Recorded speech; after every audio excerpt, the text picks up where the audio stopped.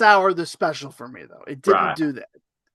It was off, but I got used to it because it's still Kermit. Like he got the mannerisms, I think, right. It's just the voice is off. You can tell, Right. Okay. and he's not a good Kermit. I feel as though, like, I hate to say this because I like Matt Vogel, but Seth MacFarlane on Family Guy does a better Kermit voice than him. He does. Yeah. Seth MacFarlane's great. So. I love. Look, some people crap on him, but the guy, like, he's talented. He really Oh is, yeah. and I love his like passion for music, Mm. orchestra music. That's a lot of like I got a lot of inspiration from him in that regard. And he said in interviews like that's one of his passions is just making good classic songs, but Yeah. with a full orchestra, which that's great. I love I mean Family Guy, I'm sorry, I find Family Guy hilarious. Oh, it's so good. Not Yeah, not every episode's great, but it's one of those shows where even if the episode itself isn't great, the cutaway gags, you could just watch the cutaway gags and laugh Yeah. your ass off. Um, you know, and I'm sorry, Stewie is one of the greatest characters ever created because Yeah. some of this, especially in the new season, some of the shit that comes out of his mouth is like, oh my god. Yeah. So They've done a that's great job with Stewie. Yeah. yeah. I didn't know this. He was based on Rex. His voice was based on Rex Harrison. Oh Um, really? yeah, if you know the original Doctor Doolittle is who I know Yeah. him as, but the voice is based on Rex Harrison, which is interesting. Oh It's wow. it's weird because when I do K. Rool's voice from Donkey Kong, um, it's actually a mixture of five different voices that I kind of melded into one. So the main voice that I kind of took from was Benedict Campbell, who voiced K. Rool in the Donkey Kong Country cartoon show in the '90s. Yeah. And to me, he is the quintessential voice of K. Rool. Like he's number one. No one else could do K. Rool as good as him. So I I will never claim to be he is the best K. Rool voice, right? Yeah. So I took a lot from that. But when I do K. Rool's voice, it's a mix between him, a little bit of Stewie Griffin, a little Stewie comes out, a little bit of I don't know if you're familiar with there's a comedian Paul F. Tompkins, No. and a few times he's done an Andrew Lloyd Webber impersonation, but like Right. completely over the top. So I have a little bit of that in my K. Rool voice. And when I'm being very sinister as K. Rool, a little bit of if you've seen the Adam West Batman show, King Tut Yes. is what the villain King Tut. I get a little bit of that, and Victor Buono as King Tut comes through a little bit. So that's a weird one. I got like five different voices going on, but it's the same kind of lilt to it. And then my main character Grunt is a mixture of two different voices. It's Edmund Blackadder, Rowan Atkinson as Blackadder, Oh yes. a little bit of Blackadder, and a little bit of Vince McMahon from the WWF Such Attitude a Era. weird blend. It's like a gravelly mix of black. It's like a gravelly Blackadder. It's like, you know, yes, you insufferable fool.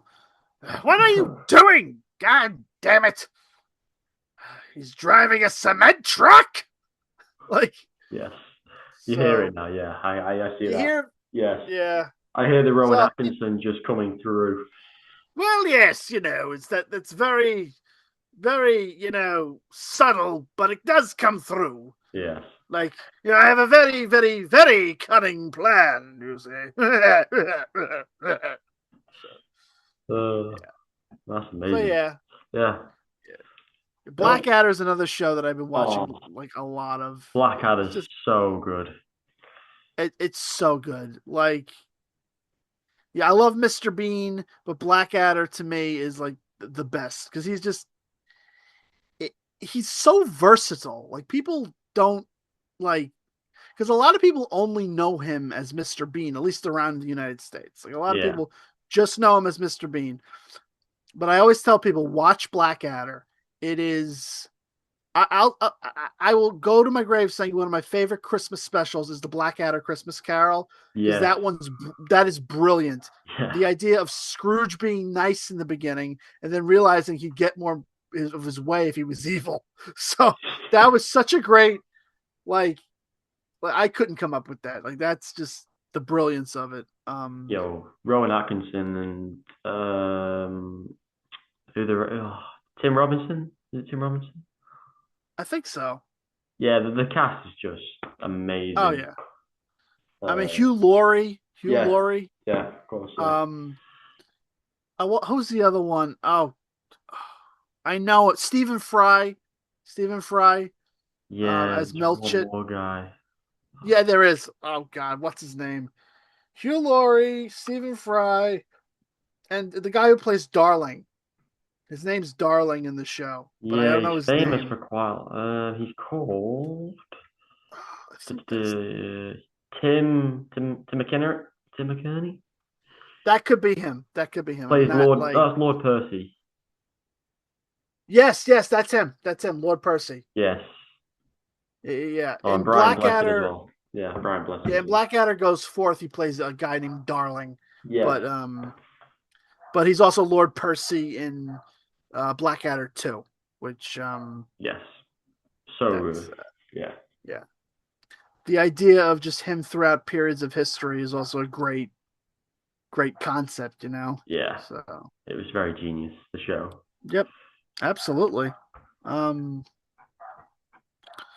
and that's really it. You know, things are going, good by me. A lot of stuff in store, so stay tuned. Oh, good. And yeah, it was great talking to you. Yeah. Haven't heard from you in a while, and I'm glad you're doing well. I'm glad you're back into things, and it's just I'm just honored that you would have me on. I didn't know I was that like much of a talent. It's always funny because, like I said, I've not done a podcast in about a year or two properly. And I always think about the people I've enjoyed conversations with. So spoke to someone yesterday. Have you heard of Ronnie LeDrew? What? Have you heard of Ronnie LeDrew? No, I have not. Well, he's a puppeteer in the UK who did the show Rainbow, if you've had of. Oh yes, I've heard it was Zippy, Yes. and Yeah. I know the theme song too. I do know the theme song. All the Yes. around the whole Exactly. world Yeah. with the rainbow. There you Yes, go. yes. So I spoke to I him wasn't yesterday. familiar with his name, but I know who that Yes. is. Yeah. But yes, it's just amazing to get to chat with you guys again and just to see where you've been up to. And we'll do it again if you ever want to, have a catch Oh, up. absolutely, absolutely. I'm always down. Yeah. Unless like I have like a doctor's appointment or something, Yeah. like that comes up. I'm pretty much always here. So, No, I but appreciate your time as always. yeah, yeah.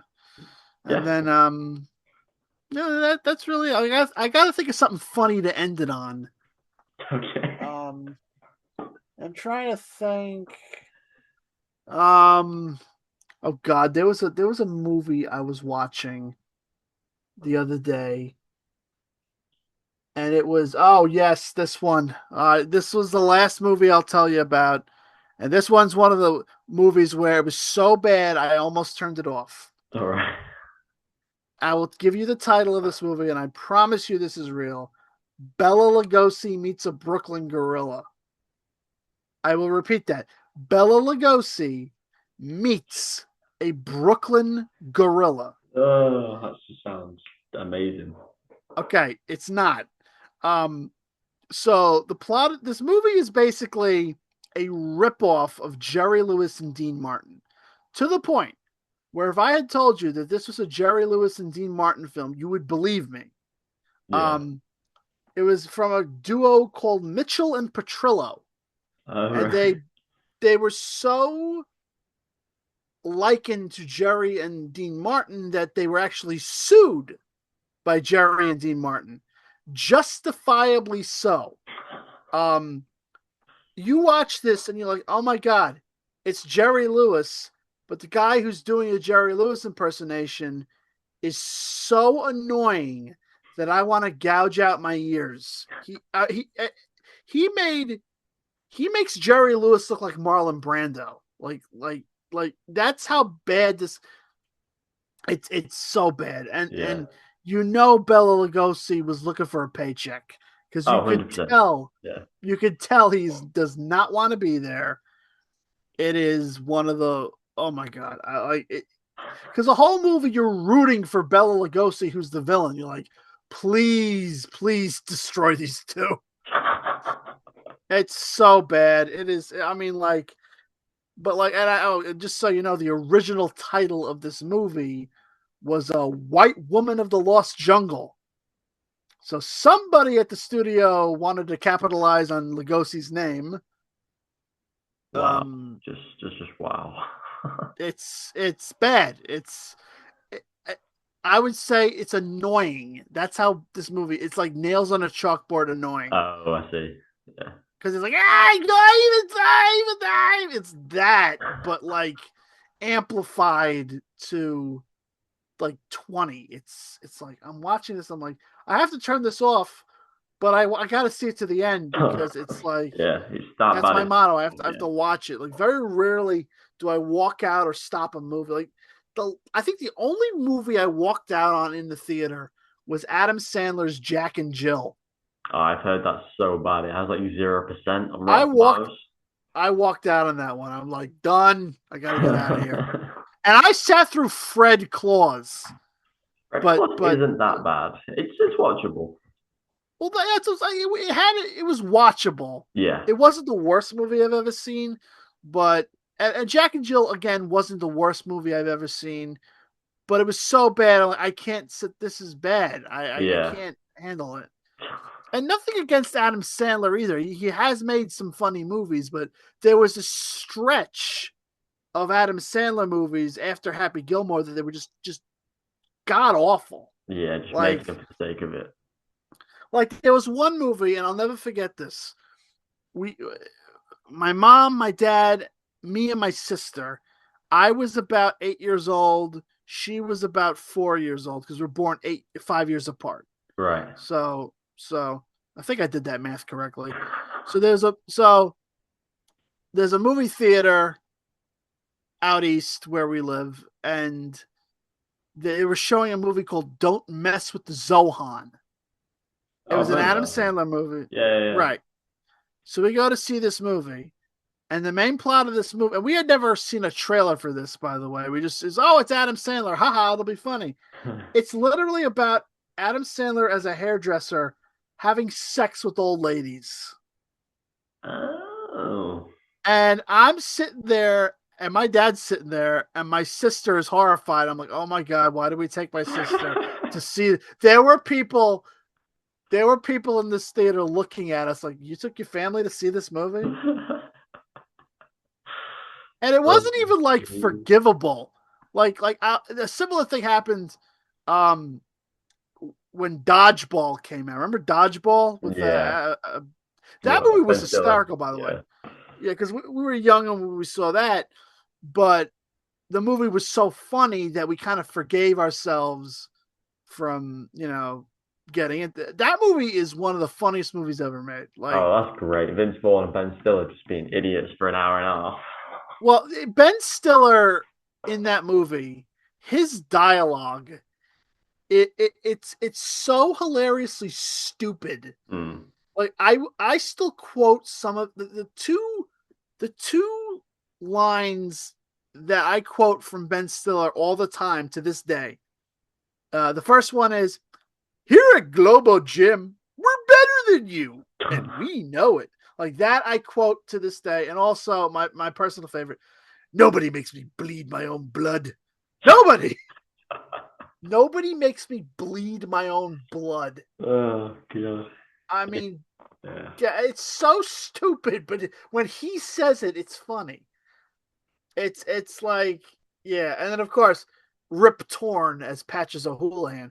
You could dodge a wrench, you could dodge a ball. Oh, I love that line. Yeah. Yeah, he was a star. His dialogue, I mean, oh my god! If Yeah. you watch the unrated version of it.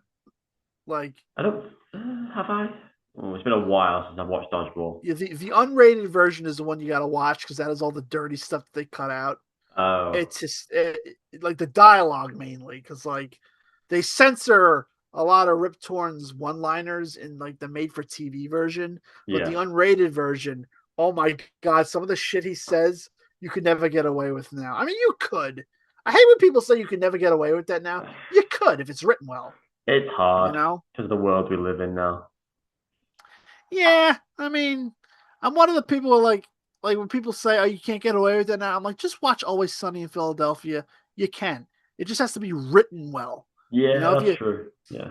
Yeah, like if you write it poorly, yeah, it's gonna fall on deaf ears. But if it's written well, people will laugh. So it's like, it's very I'm true. like an optimist in that regard. Yeah, Um, no, I get it though. Yeah, but yeah, that's really it. Um, I'm great talking to you, yeah. Thank you and again, Christopher. Yeah, and we'll catch up soon. I look yeah, forward to the future talks. All the best, oh, and I'll be in same to touch you. again. Yeah, thank you. I'll be in touch again Absolutely. soon. All right. Right, enjoy the rest of your evening, and goodbye. Goodbye. Goodbye. Good friends. Goodbye. Okay. That's enough of that. That is the ending. All right. Great ending, good chap. All right. Have a good one. You too, pal. Bye bye.